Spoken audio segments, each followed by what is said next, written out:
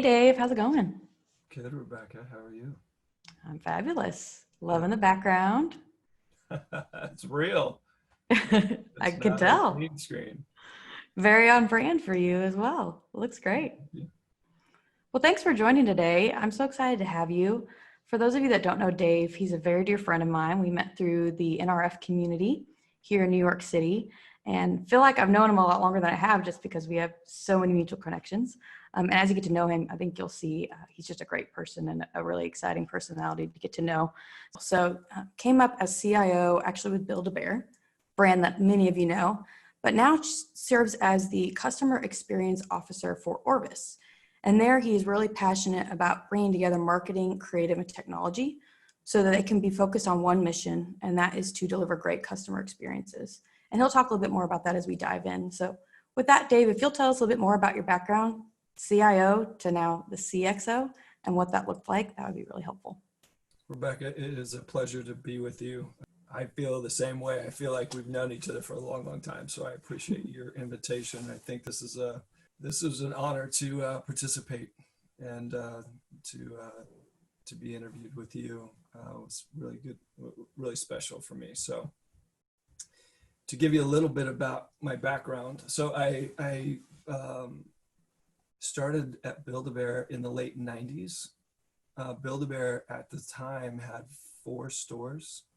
Actually, just built the 4th store. And so while I was there for 14 or 15 years. And while I was there, I had a bunch of different experiences. My strong belief at Build-A-Bear was that our customer demographic was the most technologically savvy demographic in the history of this planet. And that if we were going to be successful as a brand, a kids brand, that we needed to be able to speak that language with kids that were our customers. And so enhancing their in-store interactive experience was really one of the things that was most important to me at Build-A-Bear. And so we did we created a virtual world where kids could bring their teddy bear to life online, and it was called Bearville. At its peak, there was 5 million visits a month from kids. Over the years, there was 25 million avatars created on Bearville. Went from doing that kind of thing at Build-A-Bear to helping to launch a store of the future concept for Build-A-Bear. There are a few things, in your life lessons that that you're grateful for, the experiences that you're grateful for that help to just define who you are. And one of those for me was at Build-A-Bear.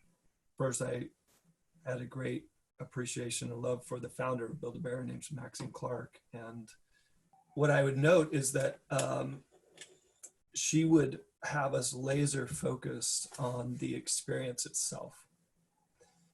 And I noted that sometimes in organizations, what happens is when you start talking about innovation or new ideas or new concepts, what inevitably starts to happen is that people in their minds, even if they don't, consciously think about this, they start considering, how much is this going to cost?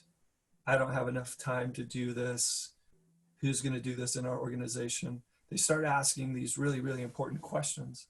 The problem is they ask those questions in the wrong timing. In other words, they don't even know what the experience is before they start asking the questions. They're relevant questions, but they don't have what the concept is yet.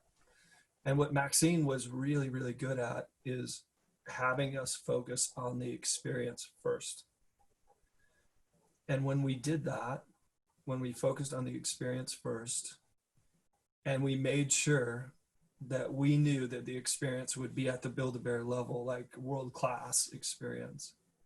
Once we knew what that was going to be like, and we all agreed that that was going to be the level that we wanted, then we could ask the questions about budget and time and who was going to do this. She was really, really, really great and instrumental for me to help me to keep in front and center the customer's experience, the guest experience. The technology we use, the approach that we take, the interaction that we take, is all about that experience. A friend of mine who is the operations who was over all the operations for the stores. One day we were in the store, we were walking through a concept store, a store of the future concept. And he said to me, he said, the best guest satisfaction that we get is when one human connects to another human. That's cool. And I'd been in the store thousands of times, hundreds of times at least, right? He was completely right. As I started thinking about it, I thought about, okay, what gives the highest guest satisfaction, the highest guest engagement? It's when when you walk into the store and they say, Rebecca, why are you here today? Oh, it's your birthday. Everyone, it's Rebecca's birthday. And that store associate, that associate for Build-A-Bear would kneel down next to the little kid and connect with them on why they were celebrating. That interaction with a kid who's the most digitally savvy on the planet meant the world to them. And so I thought, wow, that is totally, totally true, that our digital interactions, the most meaningful of those are the ones that actually enhance our human interactions. That's why social media means something, because it's an enhancement of our social connections. What I really, really appreciated about Build-A-Bear is the founders instilling in us the idea of consumer experience being the beginning of the conversation. And then secondly is that the human interaction of what we were doing was where the magic was. And then it came time for me to leave Build-A-Bear. We had some new leadership team. We had a new leadership team. The founder had stepped away. It was time for me to move on and do something different. I love fly fishing and I love the outdoors. And I was on a little innovation IT board for Orvis, which is a fly fishing brand that's been around since before Lincoln, and had their gear and loved their stuff and loved what they represented. It's a brand who is a family-owned company that gives 5% of their pre-tax profits to conservation. That matched up really, really, really importantly for me and my values and what I value in this world. When it came time for me to go from Build-A-Bear, I had some conversations with Orvis and started actually in 2014 with Orvis as the CIO of Orvis. My background isn't just, isn't POSs and financials and things like that. Those are really important things that CIOs do. I also had a lot of digital background, a lot of e-commerce background. I had some supply chain background from my experience at Orvis as well, or excuse me, at Build-A-Bear as well. There came an opportunity a few years ago to think about the next generation of Orvis's marketing and how we were going to go to market. And I sat down with the leadership team and talked about taking on a marketing role. And we explored actually taking on a marketing role and just doing marketing. But I also thought it was super, super important to keep technology, because I knew, or at least I have a strong belief, that the most meaningful of these experiences that we were going to build were going to be dependent on great integration of technology into those experiences. And so at Orvis, we were teeing up this new role where CIOs and CMOs were going to work together because it was the same person. And so that's how I started. Neat. So you got to build your own role, basically. That's a pretty cool place to be. Well, it was more. Hear the rooster? Nice. Sorry for the background noise. You have authentic Vermont background noises. So for me, there was an opportunity at Orvis and pulling together some pieces that we thought would help to deliver on the best experiences were what we really try to focus on. Do you think other retailers would benefit from a role like that as well? Do you encourage, peers and friends in the retail industry to say, hey, this customer experience officer focus is important for, moving business forward?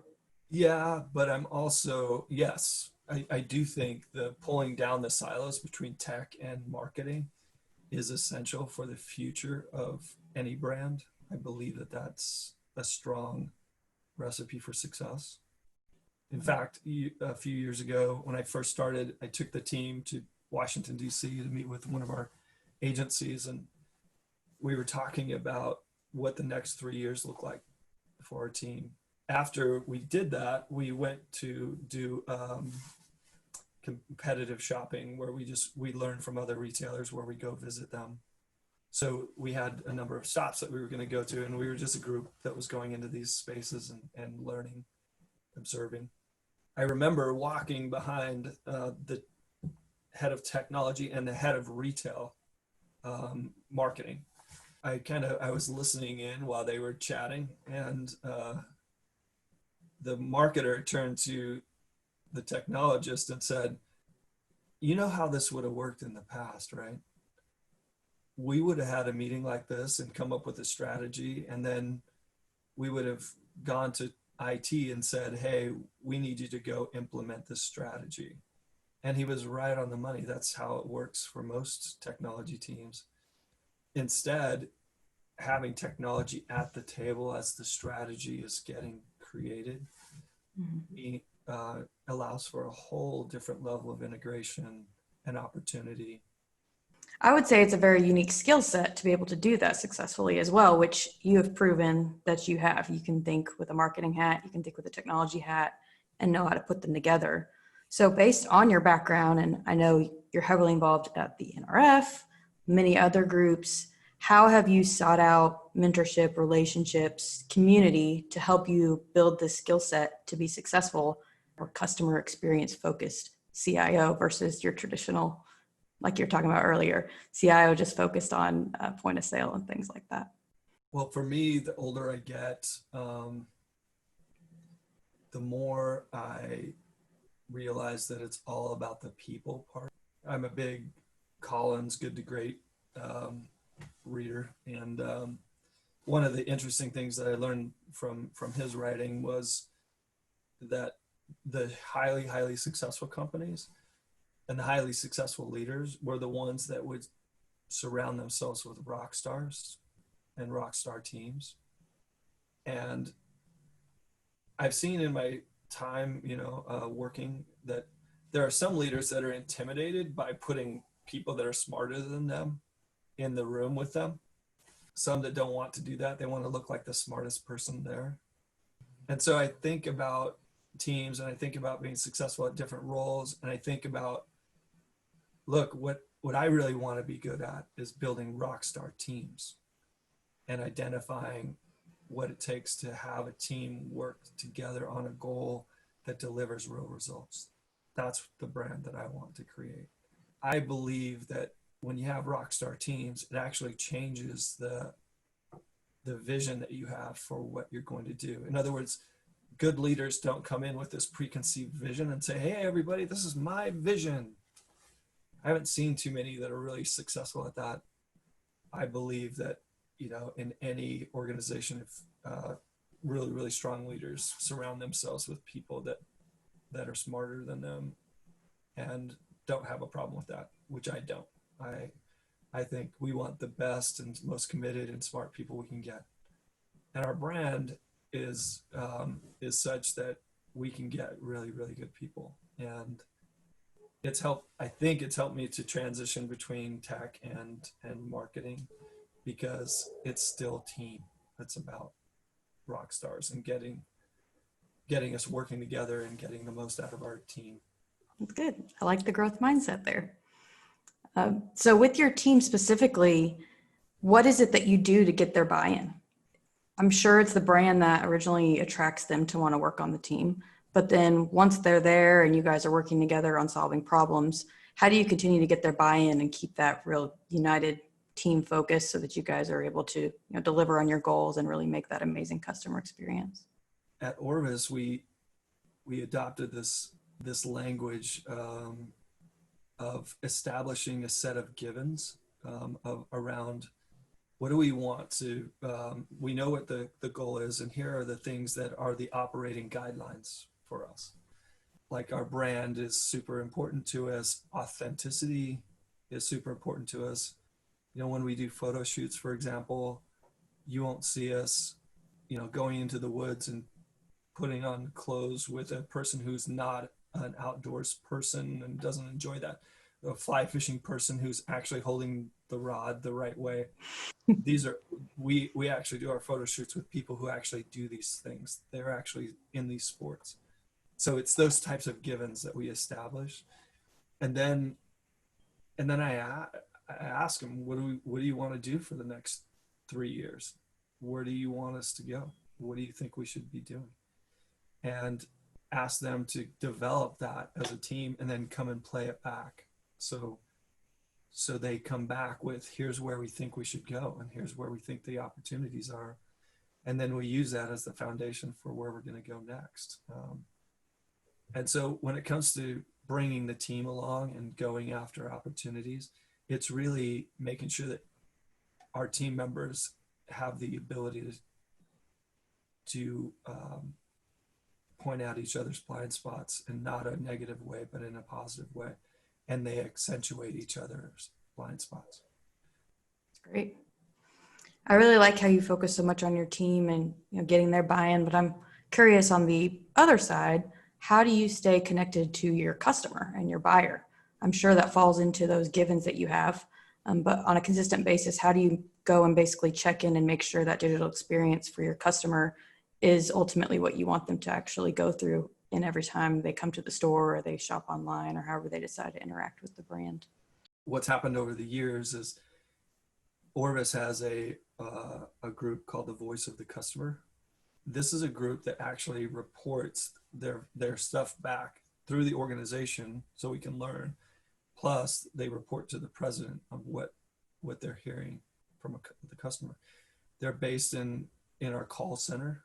So our chats, our reviews, our calls, our guest satisfaction numbers, all that comes through that team. And it helps to bring the voice of the customer into our company. That said, we could do a better job of how we apply it and where we use it. But Orvis has had that for a long time, and that continues to evolve. And we continue to look for ways that we could maximize that. The other thing for us is when I very, very first started from a creative team, we did not have CX people. We didn't have user experience people. And so when it came to the digital experience, it was pretty functional, and it wasn't about design and form and ease of use, and it wasn't experiential. It wasn't based on a good experience. So we want it to be very functional, and we want the form, right? We want form and function. And so one of the other things that we did probably 2 years ago is we took the creative team and broke them into two parts and created a user experience team that focuses on the digital experience and taking the digital experience to the next level. That digital experience is manifest through emails and through search media and through digital media. And then it's also manifest through e-commerce and our interactions there. We use a lot of tools to monitor and look what the customer is doing and things like that, on what we can do to make it easier and better for them to use. Well, thanks for sharing all that. Very interesting to hear how you guys are approaching, really making sure the customer is the forefront of your focus and that they have a consistent experience with your brand, whether it be in store, online, or however they decide to get ready to go fly fishing. So I know we're in an interesting situation. I think you've made the best of it based on your background there. But I want to hear a little bit more from you on this whole environment of COVID-19, how that affected your business, and then also how you were able to transition your team to a remote working situation as well. for us, Orvis is actually, we're in a fortunate position because a couple of our pieces of who we are in the company are really, really important to people right now, more than ever. One is that our heritage is fly fishing, the fly fishing brand. Our fly fishing business is growing tremendously. So is everything else in the outdoor industry, because people are looking to get back to basics and they're looking to get out and recharge their batteries. They're looking for these ways to reconnect to what's bigger than them. We're fortunate in that our product mix and product offering is one focused on these values that are fundamental and universal, and that people are gravitating toward those values during this time more than ever, and that's benefiting our brand. And we stand ready. We also, when this hit, we created a bunch of, we had a lot of content on how to fly fish, things like that, but that exploded for us, and we put out more content for people to take classes at home, to take school things at home, to do home summer camp with their kids, so that so our customers and others knew that we understood, and we wanted to provide content that would allow you to get out there and recharge. What it also has meant is that we had to remotely work, and that remote work has been very, very helpful for us. We're learning, and it's been successful. So it's something that it's allowing us to think about our workforce differently in the future as well. So Dave, when we were talking earlier, you mentioned these givens that the company puts really at the forefront of the vision of what you're looking to do as you move the company forward. But I'm curious, for you personally, what is a principle that you've lived by that's helped you be successful in business? One that's pretty universal to me is the story that I shared earlier, which was the human-centered connection being the center of a great experience. And for me, that one is universal, and will be one that I will forever remember. That every interaction that we create is about enhancing human connections. And sometimes when people hear me say that, they think I'm anti-digital. I'm not. I'm actually a digital guy who's saying human-centered connections are important. That means that our digital experiences are human connected. That's different than being anti-digital. I'm not. I actually believe that digital experiences can have a human connection to them in a really meaningful way. It's good. It gives me goosebumps as well. I think that's really important. I mean, I'm in sales. It's all about an actual personal connection, and yeah, that human to human. Use digital and social to enhance that, but it doesn't replace it by any means. So I think that's a great principle, and I think you actually live that out in your life as well. So thank you. It served you very well. Well, Dave, thanks again for doing this. This was a lot of fun. Great to see you again home in Vermont. Yeah. And just to hear more about what you're doing and the impact you're making at Orvis. I'm really excited to see you guys continue to succeed even in this crazy environment. And I look forward to an opportunity to actually fly fish and use some of the products as well. Well, you got a buddy right up the road from you that can help you with fly fishing. I look forward to the day that we all get to meet again and actually see each other again. So thanks for keeping us connected with content like this. This is really helpful, and I look forward to watching the other content that you come out with. Awesome. Well, thanks. You have a great rest of your week. We'll talk soon. Thanks, you too.